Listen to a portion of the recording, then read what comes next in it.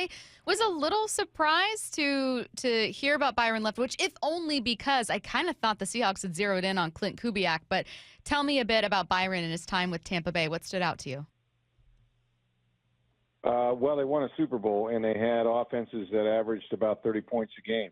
And, until the last year, we kind of saw what happened, with that team, with Tom Brady. Some of the things he suffered off the field, I think, affected them on the field, as well as some injuries. And, after they won the Super Bowl, I mean, Byron, was interviewing for the Jacksonville Jaguars head coaching job.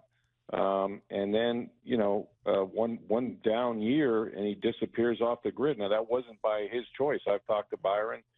He said, I didn't change my number. I don't understand, why the phone didn't ring. I want to coach. I want to be back in the NFL. Certainly, he did it as a player. He's done it as a top offensive coordinator in this league. And it's really been kind of frustrating for him and mysterious that he hasn't gotten that attention. But, now at least he's had a couple interviews. I think by the time he got to the Patriots, they had pretty much decided on Mike Vrabel. But, Byron is a very capable guy and sees the game that few coordinators have stood behind center and actually played that position. So I'm happy that he's getting at least a look in some places now, and hopefully he'll get more.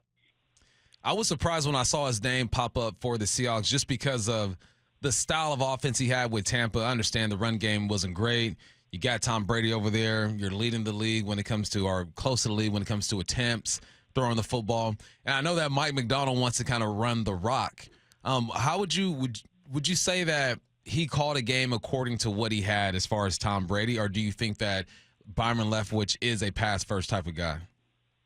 Well, the offense, that he runs or he ran anyway is really an adaptation of what Bruce Arians did for years and years. And it was good enough to win a Super Bowl, with a 43-year-old quarterback who, let's face it, wasn't the most mobile guy in the world.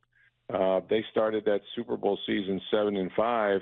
They made some changes. I think they shored up some protections and convinced Tom, to take more shots down the field. And that's when their offense really took off. And, look, there's a lot of ways, right, to get things done. And just because the ball's in the air, a lot of times the screen game, throws in the flat is just an extension of the running game. I've never known Byron to be averse to running the football when you're doing it successfully. So, there's definitely a philosophy. It was more of a pass-first offense. There's no question about that. But they attacked people, and they created a lot of problems for the defense because of that. Again, I think part of the problem, is that, when Byron was here, people had the perception that, it's Bruce Arians' offense and Bruce must be doing the game planning, and he wasn't. He wasn't doing any of it. And then when they had success, the first year they had Jameis Winston, and it was Jameis's last year. Bruce was brought in here and Byron to try to see, if they could salvage him as the first overall pick. He threw for 5,000 yards and 33 touchdowns. He just also happened to throw 30 interceptions. So they couldn't continue with him. But the production has been, really remarkable in terms of the passing game. And then, of course, once they got, Tom Brady, the team really took off and won a Super Bowl. So I think it's, it's unfortunate for Byron. Like I said, he didn't get much credit for what was done here, but he was the game planner. He was the play caller, and he had some of the most prolific offenses in the National Football League. And if one down year is going to get you out, then I guess we can look for Kyle Shanahan to be leaving soon because, they didn't have a very good year in San Francisco. Right. So, it's just unfortunate, but I'm glad he's getting the look now. What do you think happened? Were there rumors that were going around of being difficult to work? What played into that? Because I'm surprised too that happened. It's like everyone was talking about this team, talking about Byron, talking about that offense, and then all of a sudden, you're right, it just dropped off. I'm not sure because he went from, like I said, a front runner for the Jacksonville Jaguars job to off the grid. And we've had many talks about it, and I've had talks with Bruce Arians. No one can really understand. I think people like to speak for Byron. Byron is not somebody that's going to campaign for a job. But like you said, he never changed his number. I just think there was a lot of rumors and things that he doesn't understand. Like one of them being that he wouldn't want to work for Trent Baalke. He says, he told me, Rick, that I never had one discussion about the general manager in Jacksonville. I'd have taken that job, no questions asked about who was in the front office. In this day of agents and media, and sometimes media sharing the same agents, quite frankly, guys push people that they have relations with. And Byron is not a campaigner. He's the most affable guy I've ever worked with. I know the players love him. Never had a problem with a coaching staff member that I'm aware of. So it's really, I think it's just that in an era of self-promotion, that's the part that he may not have done very well. And then, Bruce Arians retires and he doesn't have an advocate. And so he ends up, which was a great thing, he ends up, driving his 14-year-old son around for 2 years in AAU basketball and football. And he's had a great time doing that, but he's ready to coach again.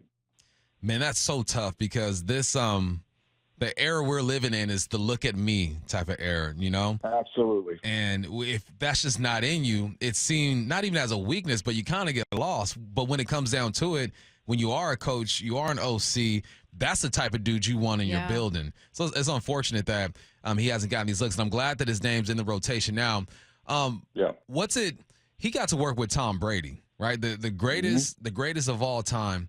Has Tom Brady advocated for him? I would assume that Tom would throw his name out there for him. Yeah, I've not seen Tom do it publicly, but obviously, those two got along pretty well. I mean, the last year was rough here, guys. I'm not going to lie. I mean, Tom Brady, as he said, I'm a 45-year-old and I'm going through a lot of bleep, and he did. And that last season in Tampa was not one that any of us really want to remember. They did make the playoffs, and then they got blasted pretty quickly. But we all saw that. You had a celebrity quarterback that was here. But listen, those guys worked well together. That's undeniable. And, Tom Brady, I know Byron learned a lot of football from him. I mean, Tom Brady sees the game in ways that others don't, and he can execute it. And, a lot of quarterbacks and people in this league try to complicate. It's a simple game, but it's hard to play. But I've had many talks with Tom, and he's just like, look, they play cover two, we're going to run it. They play inside leverage, I'm throwing it outside. They play outside leverage, I'm throwing it inside. He sees the game in a way and helped Byron see the game that way. But then Byron and Bruce also, encouraged Tom to attack downfield, and that worked for the Bucs in that Super Bowl year. And really all the years he was here, I think he was over 5,000 yards a couple of times. An age where very few guys are even playing, much less that position. But they seem to get along fine. I know all the other players I know really like Byron. He's a sweet guy. He's not somebody that's ever going to be, disagreeable. He may disagree, but he's not going to be disagreeable with anyone. So it's really kind of a mystery. You look at him as a player, going back to Marshall, the kind of guy he was. We all remember that scene of him being carried with a broken leg and all of that. He's a competitor, and he's been successful in the times that he's been given that opportunity. So, look, I sound like I'm banging the drum right now for him because I believe in the guy, but I hope he gets more opportunities like he had in Seattle to talk to people, and I think the more homework they do on him, the more they'll like him, and maybe he gets back in the game as a quarterback's coach or whatever, but he deserves to be in the NFL coaching. I got to say, Rick, in talking to you even just for 10 minutes about Byron, I feel completely differently about this hire. Again, it kind of, felt out of left field for me. I thought, oh, that's interesting. Let's see what this is about. But